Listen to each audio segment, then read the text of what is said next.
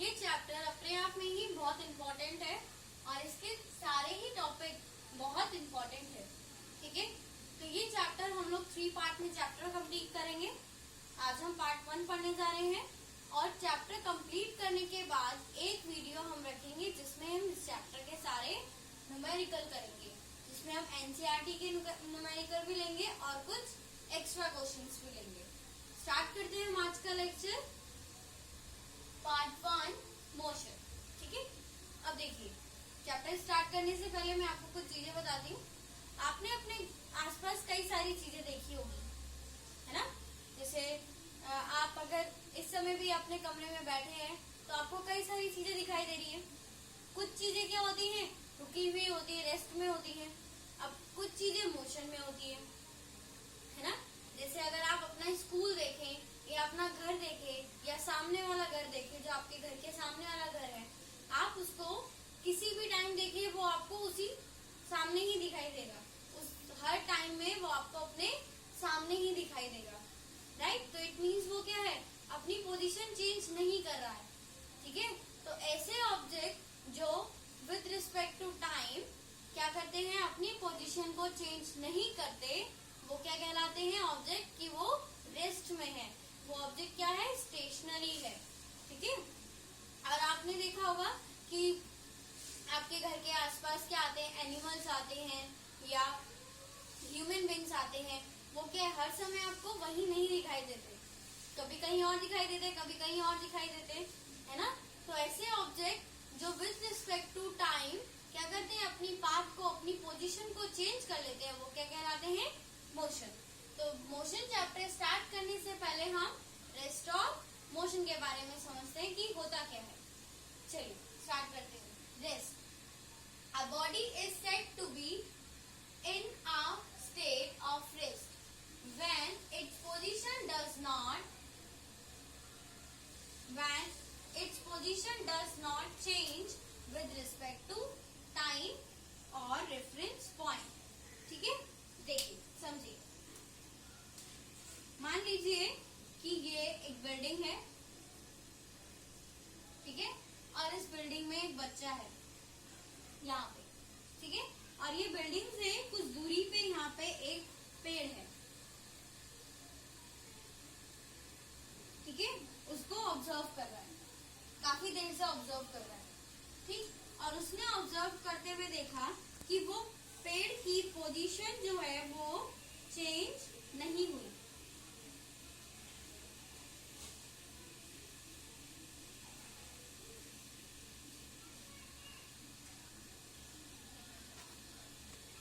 ठीक है, जहां से हम चीजें ऑब्जर्व करते हैं वो हमारा रेफरेंस पॉइंट कहलाता है।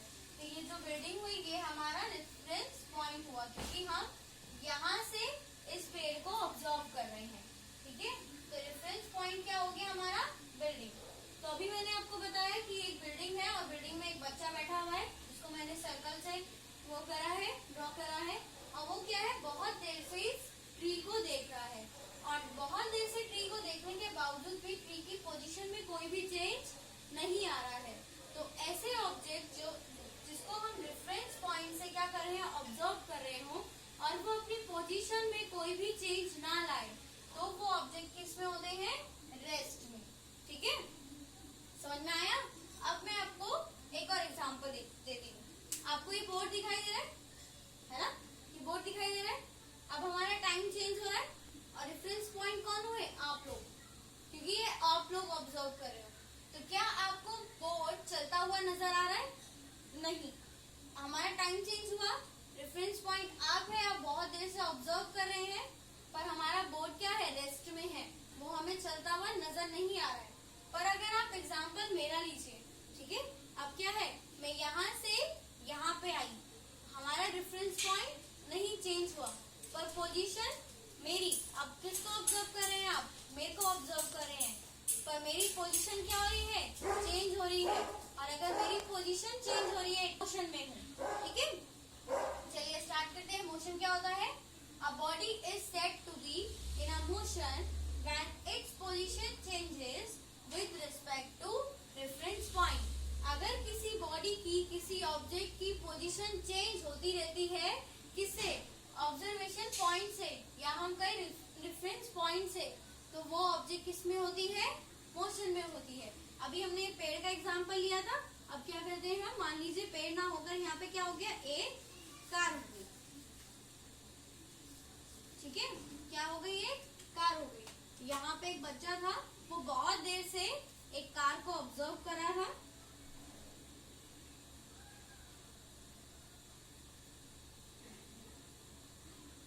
ठीक है, तो कार थी यहाँ पे पॉइंट ए पे, ठीक, ये हमारी बिल्डिंग हो गई, इसको पॉइंट बी ले लेते हैं, ठीक है। उसने जब ऑब्जर्व किया तो हमारी कार पॉइंट ए पे थी, फिर उसने जब थोड़ी देर बाद देखा तो हमारी कार पॉइंट सी पे पहुंच गई।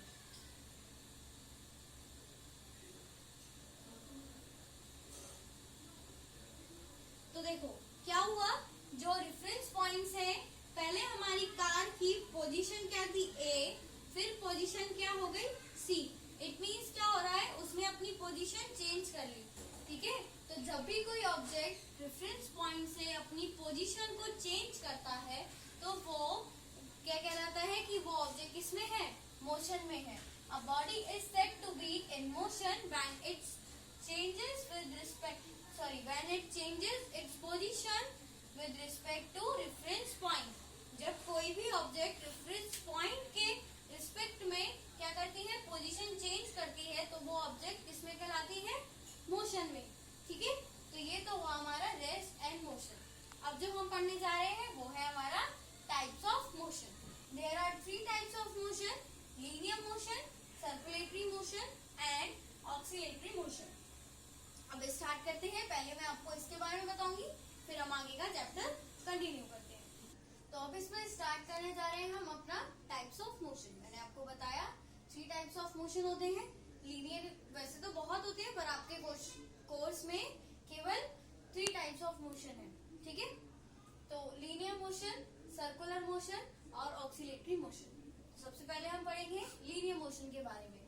देखो, जब कोई ऑब्जेक्ट एक स्ट्रेट पाथ में मूव करती है, ठीक है, when an object moves along a straight path, then it said to be the body is in linear motion. तो हम कह सकते हैं कि वो बॉडी किसमें है, लीनियर मोशन में है, या वो ऑब्जेक्ट किसमें है, लीनियर मोशन में है, ठीक है। एग्जांपल देखते हैं इसके। Bicycle rides along a straight path, ठीक है। जैसे अगर हम क्या कर रहे हैं, अपनी एक साइकिल चला रहे हैं किसमें, सीधी सड़क पे, स्ट्रेट पाथ में, ठीक है, या फिर जो व्हीकल्स है वो स्ट्रेट पाथ में क्या कर रहे हैं, मूव कर रहे हैं, वो भी एक स्ट्रेट लाइन या लीनियर मोशन यानी स्ट्रेट लाइन मोशन, ठीक है। लीनियर मोशन को हम शॉर्ट फॉर्म आसान भाषा में ये भी कहते हैं स्ट्रेट लाइन मोशन, कि इस मोशन में क्या होता है, कोई भी ऑब्जेक्ट स्ट्रेट लाइन में मूव करती है, ठीक है। आपने देखा होगा लिफ्ट जो होती है ना, लिफ्ट क्या करती है, ऊपर जाती है, नीचे आती है, पर वो ऊपर भी एक स्ट्रेट लाइन में जाती है, नीचे भी एक स्ट्रेट लाइन में आती है। तो हम ये कह सकते हैं कि जो लिफ्ट का मोशन होता है वो भी एक स्ट्रेट लाइन मोशन होता है या फिर लीनियर मोशन होता है। नेक्स्ट हमारा सेकेंड टाइप है सर्कुलर मोशन। सर्कुलर से समझ में भी आ रहा होगा आपको नाम से, सर्कुलर यानी सर्कल, है ना। जब कोई भी ऑब्जेक्ट एक सर्कुलर पाथ में क्या करती है, मूव करती है, तो उसको हम बोलते हैं वो बॉडी एक सर्कुलर मोशन में मूव कर रही है, ठीक है। When an object moves along a circular path, then it's said to be the body is in circular motion. अगर कोई भी बॉडी एक सर्कुलर पाथ में मूव कर रही है तो हम कह सकते हैं कि वो सर्कुलर मोशन में है। एग्जाम्पल देखते हैं, अर्थ रिवॉल्व अराउंड द सन। हमने पढ़ा भी है और सुना भी है कि जो अर्थ होता है वो सन के अराउंड चक्कर लगाता है, और जो सन के अराउंड जो चक्कर होता है वो ऑर्बिट कैसी होती है, सर्कुलर होती है। तो हम ये कह सकते हैं जो अर्थ है वो सन के अराउंड सर्कुलर मोशन में मोशन करता है, सर्कुलर पाथ में मोशन करता है, इसलिए हम उसको सर्कुलर मोशन भी कहते हैं। नेक्स्ट एग्जांपल है इसमें, moon revolves around the earth. जो मून होता है वो भी अर्थ के अराउंड घूमता है, तो वो भी कौन से मोशन में घूमता है, सर्कुलर मोशन में, ठीक है। ये हुआ हमारे 2 types, linear motion, circular motion and oscillatory motion. देखिए ऑक्सिलेटरी मोशन क्या होता है, वाइब्रेशन मोशन होता है, ठीक है।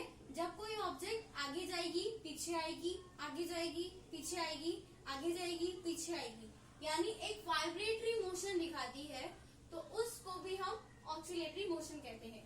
ठीक है, when an object moves in crust and trough और टू एंड फ्रो, जो भी मैंने आपको बताया, आगे जाना फिर पीछे आना, आगे जाना फिर पीछे आना, उसको हम टू एंड फ्रो मोशन भी कहते हैं।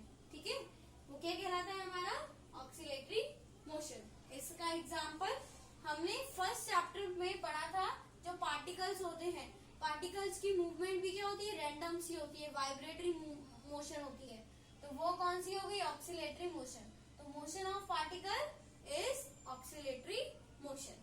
तो ये थे हमारे टाइप्स ऑफ मोशन। नेक्स्ट जो आप पढ़ने जा रहे हैं वो है फिजिकल क्वांटिटीज। फिजिकल क्वांटिटीज क्या होती है, उसके टाइप्स क्या होते हैं, वो पढ़ते हैं। नेक्स्ट जो हमारा टॉपिक है वो है फिजिकल क्वांटिटीज। देखो, फिजिकल क्वांटिटीज मतलब, फिजिकल क्वांटिटीज का मतलब होता है ऐसी क्वांटिटीज जिसको हम मेजर कर सकते हो, नाप सकते हो। ठीक है, पढ़ते हैं आगे। Physical quantity, it is a physical property of material that can be measured. ये किसी भी मटेरियल की फिजिकल प्रॉपर्टी होती है और उसको हम क्या कर सकते हैं, मेजर कर सकते हैं, नाप सकते हैं। ठीक है, two types of physical quantities, और फिजिकल क्वांटिटीज के दो टाइप होते हैं। पढ़ते हैं कौन कौन से टाइप होते हैं, scalar quantity and vector quantity. ठीक है, ये बहुत इंपॉर्टेंट टॉपिक है, तो ध्यान से समझें। स्केलर क्वांटिटी वो क्वांटिटी होती है जिसमें केवल हमें मैग्नीट्यूड की जरूरत होती है, डायरेक्शन की जरूरत नहीं होती। It is a physical quantity having only magnitude not direction. इसमें हमें केवल मैग्नीट्यूड की जरूरत है, डायरेक्शन की जरूरत नहीं है। Example speed, distance. Speed distance क्या होता है, ये सब मैं आपको आगे बढ़ाऊंगी, पर आपने कॉमन नाम सुने होंगे, वेट, है ना। वेट क्या होता है, जैसे अगर मैं किसी चीज का वेट लिखूं, ठीक है, अगर मैं बोलूं कि कोई ऑब्जेक्ट है उसका वेट 5 kg है, तो मैंने क्या लिखा, केवल मैग्नीट्यूड, जो न्यूमेरिकल नंबर होता है, इसको हमने केवल मैग्नीट्यूड में रिप्रेजेंट करा। क्या मैंने लिखा कि 5 kg ईस्ट में है या वेस्ट में है, नहीं ना, ऐसे करके नहीं लिखा ना मैंने, डायरेक्शन नहीं लिखी। तो ऐसी क्वांटिटीज जिसको केवल हम मैग्नीट्यूड से रिप्रेजेंट कर सकते हो, वो क्या कहलाती है, हमारी स्केलर क्वांटिटी। ठीक है, आगे दूसरा एग्जांपल देखते हैं, एरिया। एरिया भी ऐसी होता है, अगर मैं बोलूं ये एक स्क्वायर है, ठीक है, इसका एरिया 24 सेंटीमीटर स्क्वायर है। ठीक है, तो क्या होगा, हमें, आप किसी भी डायरेक्शन से देख लो, ईस्ट से देख लो, वेस्ट से देख लो, नॉर्थ से देख लो, साउथ से देख लो, इसकी एरिया क्या रहेगा, 24 सेंटीमीटर ही रहेगा। और हमें इसका एरिया बताने के लिए जरूरत नहीं है, डायरेक्शन बताने के लिए जरूरत नहीं है। हम ये नहीं कहेंगे कि इसका एरिया 24 सेंटीमीटर है नॉर्थ से, है ना, क्योंकि इसमें हमें डायरेक्शन बताने की जरूरत नहीं है। तो ऐसी फिजिकल क्वांटिटीज जिसमें केवल मैग्नीट्यूड की जरूरत हो, डायरेक्शन की जरूरत ना हो, उसको हम बोलते हैं स्केलर क्वांटिटीज। इसी तरह इसमें अगला एग्जांपल है वॉल्यूम। वॉल्यूम में भी हमें डायरेक्शन की जरूरत नहीं होती। पेरीमीटर, लेंथ, है ना, अगर हम किसी चीज की लेंथ निकालते हैं तो भी हमें डायरेक्शन नहीं चाहिए। तो ये सारी क्या हुई हमारी स्केलर क्वांटिटी, एसेट्रा। ठीक है, तो क्या होती है scalar quantity, it is a physical quantity. ये एक फिजिकल क्वांटिटी है। फिजिकल क्वांटिटी यानी मेजरेबल, जिसको हम नाप सकते हैं। हम किसी भी चीज का वेट नाप सकते हैं, हम किसी का एरिया नाप सकते हैं, वॉल्यूम नाप सकते हैं, है ना, पेरीमीटर भी नाप सकते हैं, लेंथ भी नाप सकते हैं। ठीक है, तो ऐसी मेजर क्वांटिटी या फिजिकल क्वांटिटी जिसमें केवल मैग्नीट्यूड की जरूरत हो, डायरेक्शन की जरूरत ना हो, वो क्या कहलाती है, हमारी स्केलर क्वांटिटी। अब नेक्स्ट टॉपिक आता है हमारा वेक्टर क्वांटिटी। ठीक है, तो it is a physical quantity having both magnitude as well as direction. ठीक है, फिजिकल क्वांटिटी में क्या, वेक्टर क्वांटिटीज में क्या होता है, इसमें भी हम फिजिकल क्वांटिटीज की ही बात करते हैं, पर ऐसी क्वांटिटीज की बात करते हैं जिसमें मैग्नीट्यूड के साथ साथ हम डायरेक्शन की भी बात करें। ठीक है, ऐसी फिजिकल क्वांटिटीज होती है जिसमें हम डायरेक्शन के साथ साथ, किसकी, मैग्नीट्यूड के साथ साथ डायरेक्शन की भी बात करें। Velocity, acceleration, displacement, momentum, force. ठीक है, डिस्प्लेसमेंट आप आने वाले टॉपिक में पढ़ेंगे। और मोमेंटम फोर्स आप जब सीनियर क्लासेस में जाएंगे या एक फोर्स वाला जब चैप्टर आएगा तब आप उसमें पढ़ेंगे। ठीक है, तो ये थी हमारी फिजिकल क्वांटिटीज। फिजिकल क्वांटिटी यानी जा रहे हैं फिजिकल क्वांटिटीज ऑफ मोशन। ठीक है, कि मोशन में हम कौन कौन से फिजिकल क्वांटिटीज पढ़ेंगे और यही हमारे चैप्टर के टॉपिक्स होने वाले हैं। ठीक है, तो सबसे पहली फिजिकल क्वांटिटी है मोशन की डिस्टेंस, सेकेंड है displacement, third is speed, fourth is velocity and fifth is acceleration. तो ये तो हमारी फिजिकल क्वांटिटीज हुई मोशन की और यही हम टॉपिक्स में हम चैप्टर में यही टॉपिक्स पढ़ने जा रहे हैं। अब इसके अलावा जो टॉपिक्स होंगे मैं एक बार आपको बता देती हूँ ताकि आपको पता चल जाए कि इस चैप्टर में हम कितने टॉपिक्स कवर करने वाले हैं। राइट, तो हमारा जो नेक्स्ट टॉपिक होगा वो होगा टाइप्स ऑफ मोशन, जिसमें दो तरीके के मोशन होते हैं, uniform motion and non uniform motion. Second होगा उसके नेक्स्ट होगा ग्राफ, जो हम uniform and non uniform motion या स्पीड, वेलोसिटी, एक्सेलरेशन जो पढ़ेंगे फिर हम उसकी ग्राफ बनाएंगे। ठीक है, ग्राफ आपको पता है ना क्या होते हैं, मैथ्स में आपने सीखा होगा और अगर नहीं याद है तो इसमें हम आपको सिखाएंगे। आगे हमारा इक्वेशन ऑफ मोशन, फिर आप सीखेंगे इक्वेशन ऑफ मोशन के बारे में।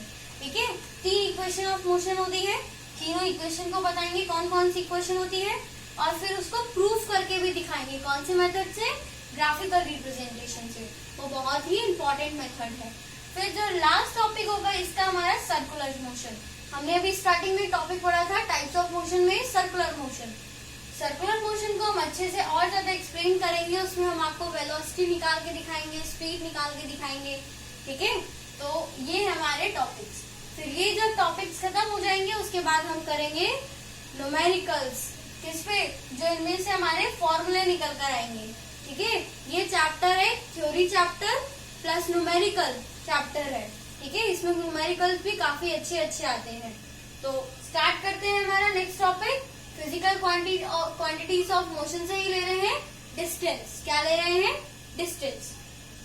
चलिए, डिस्टेंस स्टार्ट करने से पहले आप मुझे एक बात बताइए। ठीक है, तो मान लीजिए आप यहाँ से हरिद्वार से कहाँ गए? देहरादून गए। ठीक है, तो जो हरिद्वार से लेकर देहरादून के बीच की जो लेंथ होगी वही क्या कहलाएगी? डिस्टेंस। ठीक है, डिस्टेंस क्या होती है? एक पाथ होता है, लेंथ होता है, किसके बीच में? 2 पॉइंट के बीच में, जो एक बॉडी कवर करती है। ठीक है, मान लीजिए यहाँ से देहरादून की डिस्टेंस तो 72 किलोमीटर है। ठीक है, पर आप देहरादून नहीं गए, जॉलीग्रांट तक गए। ठीक है, कहाँ तक गए? जॉलीग्रांट तक। वहाँ पे 65 किलोमीटर है। तो आपने जो डिस्टेंस कवर करी वो डिस्टेंस की हम बात कर रहे हैं। ठीक है, भले ही देहरादून की डिस्टेंस 72 किलोमीटर है पर आपने क्या डिस्टेंस कवर करी? 65। तो हम किस डिस्टेंस की बात कर रहे हैं? जो बॉडी कवर करेगी। ठीक है, जो वो ऑब्जेक्ट कवर करेगा। चलिए स्टार्ट करते हैं। डिस्टेंस, द एक्चुअल पाथ और length travel by an object is called distance. जो एक्चुअल पाथ होती है या लेंथ होती है जो एक बॉडी कवर करती है उसको हम क्या कहते हैं? डिस्टेंस। ठीक है, क्या कहते हैं हम?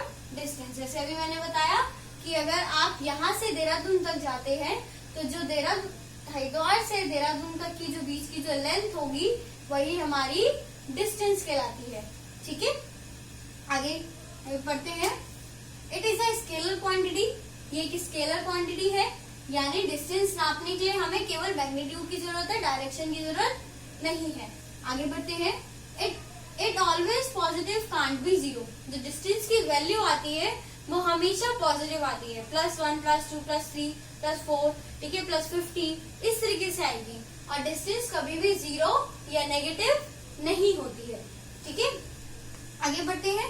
The SI unit of distance is metre. देखिए, एक हमारा सिस्टमेटिक सिस्टम है जिसमें क्या कुछ SI यूनिट्स, कुछ यूनिट सेट की गई है, यूनिवर्सल यूनिट सेट की गई है। हम उसी यूनिट्स में उस चीज को नापेंगे। ठीक है, तो डिस्टेंस की यूनिट क्या है? SI यूनिट क्या है? मीटर। यानी हम डिस्टेंस किस में निकालते हैं? मीटर में निकालते हैं। जिस तरह हम वेट किलोग्राम में या ग्राम में नापते हैं टाइम को सेकंड में नापते हैं, इसी तरह हम क्या करेंगे, जो डिस्टेंस होती है वो किस में आती है, मीटर में आती है। ठीक है, it is denoted by S, और डिस्टेंस को हम किससे डिनोट करते हैं, स्मॉल एस से। किससे डिनोट करते हैं, स्मॉल एस से। ठीक है, आगे देखिए, ये आपको एक डायग्राम दिखाई दे रहा है, एक ग्राफ दिखाई दे रहा है। इसमें क्या है, कुछ पॉइंट्स है, ये जो 10, 20, 30, 40, 50, 60 है, ये क्या है, हमारी डिस्टेंस है, किलोमीटर है। ठीक है, ये सब हमारी किलोमीटर या मीटर में डिस्टेंस मान लीजिए। ठीक है, जो हम डिस्टेंस नापते हैं वो मीटर में नापते हैं, पर अगर हमें किलोमीटर में दी गई है तो हम उसको बाद में मीटर में चेंज कर लेते हैं। ठीक है, इस तरह किया जाता है। तो कोई पर्सन है, उस पर्सन ने स्टार्ट, क्वेश्चन करते हैं, a person start his journey from point A and and to point B. एक पर्सन है, उसने अपनी जर्नी को स्टार्ट करा ए से, ठीक है, और किस पे एंड करा, बी से। मतलब वो यहां से नहीं चला, इसको पॉइंट ओ ले लेते हैं, वो यहां से नहीं चला, कहां से चला, वो पॉइंट ए से चला और बी पे खत्म कर दी उसने अपनी जर्नी। ठीक है, तो what is the total distance cover by a person. तो किसी पर्सन ने, जो वो पर्सन था, उसने कितनी डिस्टेंस कवर करी। देखो, ओ टू बी की टोटल डिस्टेंस क्या है, ओ टू बी डिस्टेंस क्या है, 50 किलोमीटर है ना। हमें ये वाली डिस्टेंस निकालनी है, ये वाली। ठीक है, तो कैसे निकालेंगे, इस बड़ी वाली डिस्टेंस में से अगर हम ये माइनस कर देंगे तो हमारी ये वाली डिस्टेंस आ जाएगी, है ना। तो क्या करेंगे हम, ओबी की डिस्टेंस है हमारी 50 किलोमीटर, ओ ए की डिस्टेंस है हमारी 30 किलोमीटर। हमें चाहिए क्या, ए बी की डिस्टेंस चाहिए, तो ए बी इक्वल टू हो जाएगा, तो हम ए बी कैसे निकालेंगे, मान लीजिए हमारे पास इतनी बड़ी स्केल है, ठीक है, और हमें पूरी स्केल की दे रखी है 50 मीटर लेंथ। किलोमीटर में तो होगा नहीं स्केल, 50 मीटर मान लेते हैं। ठीक है, और इतनी लेंथ दे रखी है हमें 30, हमें ये वाली लेंथ पता करनी है। जैसे ये स्केल है, ये पूरा मान लीजिए 50 मीटर का है, और यहाँ तक की इसकी जो लेंथ है वो है 30, हमें ये वाली लेंथ निकालनी है। तो हम क्या करेंगे, इस पूरी लेंथ में से अगर इतना स्केल में हटा दूंगी तो ये वाली लेंथ निकल के आ जाएगी, है ना। मुझे केवल इतना स्केल चाहिए, ये वाला इतना हिस्सा जहाँ तक मेरी फिंगर है। ठीक है, तो मैं क्या करूंगी, इस ये वाला स्केल पार्ट हटा दूंगी, किसमें से, इस पूरे में से। तो हमने ऐसे ही तो करा, क्या करेंगे हम, ए बी निकालने के लिए क्या करेंगे, ओ बी में से, ये पूरा है, ओ बी में से हम ओ ए को माइनस कर देंगे। ओ ए कितना है हमारा 50, और ओ बी कितना है हमारा 50, और ओ ए कितना है हमारा 30। तो 50 में से 30 माइनस करेंगे, क्या आएगा, 20 किलोमीटर। तो जो पर्सन था उसने कितनी डिस्टेंस कवर करी, 20 किलोमीटर। ठीक है, तो ये था हमारा इस चैप्टर का पहला इंपॉर्टेंट टॉपिक, डिस्टेंस। डिस्टेंस क्या होती है, मैंने आपको बताया, जो एक्चुअल पाथ होता है बॉडी द्वारा जो कवर किया जाता है उसी को हम बोलते हैं डिस्टेंस। ठीक है, और फिर वो हमेशा पॉजिटिव में आती है, जीरो नहीं होती कभी भी डिस्टेंस, है ना। आप अगर मैं यहाँ से यहाँ तक भी जाऊंगी तो कुछ ना कुछ तो डिस्टेंस कवर करी मैंने, चाहे पॉइंट में करी, 0.1 मीटर करी, है ना, या सेंटीमीटर में करी, पर जीरो डिस्टेंस कवर तो नहीं करी, या नेगेटिव में तो नहीं करी। तो डिस्टेंस कभी भी जीरो या नेगेटिव में नहीं होती है। ठीक है, और डिस्टेंस की एसआई यूनिट क्या होती है, मीटर। हम डिस्टेंस को किलोमीटर सेंटीमीटर में भी निकाल सकते हैं, पर जो एक यूनिट सेट हुई है किसी सिस्टम द्वारा वो मीटर में हुई है। ठीक है, आगे देखते हैं, it is denoted by small S. मतलब अगर हमें कहीं पे भी लिखना है डिस्टेंस, ठीक है, तो हम डिस्टेंस की जगह क्या लिख सकते हैं, डिस्टेंस की जगह लिख सकते हैं distance equal to small S. ठीक है, डिस्टेंस की जगह हम स्मॉल एस से भी हम डिनोट कर सकते हैं। तो ये था हमारा डिस्टेंस। फिर मैंने आपको एक क्वेश्चन करके दिखाया कि किस प्रकार हम क्वेश्चंस पे डिस्टेंस निकाल सकते हैं। अगर हमें सीधी सीधी पूछते कि ओ ए की डिस्टेंस बताओ क्या होगी, अगर कोई पर्सन है उसने मूव करा ओ से और ए तक गया तो डिस्टेंस बताओ क्या होगी, तो 30 किलोमीटर हो जाती, और कोई भी पर्सन है ओ से बी तक गया तो 50 हो जाती। पर उसने क्या पूछा, उसने पूछा वो ए से बी तक कितनी किलोमीटर गया, है ना। ए से बी तक उसने कितनी डिस्टेंस कवर करी, तो हमने क्या करा, पूरी डिस्टेंस में से इतनी डिस्टेंस माइनस कर दी, तो हमारी ए बी डिस्टेंस निकल कर आ गई। ठीक है, तो इस तरह हम करते हैं क्वेश्चंस।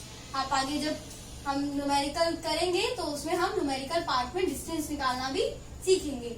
ये मैंने आपको एक इंट्रोडक्शन लेवल दिया। आगे आगे जब हम क्वेश्चंस करें या फॉर्मूला बनाएं तो उसमें आपको दिक्कत ना। अगले लेक्चर से हम लोग डिस्प्लेसमेंट पाएंगे, जो थोड़ा थोड़ा डिस्टेंस जैसा ही है पर अलग है। ठीक है, आगे आई होप आपको आज के टॉपिक समझ में आए होंगे। Thank you.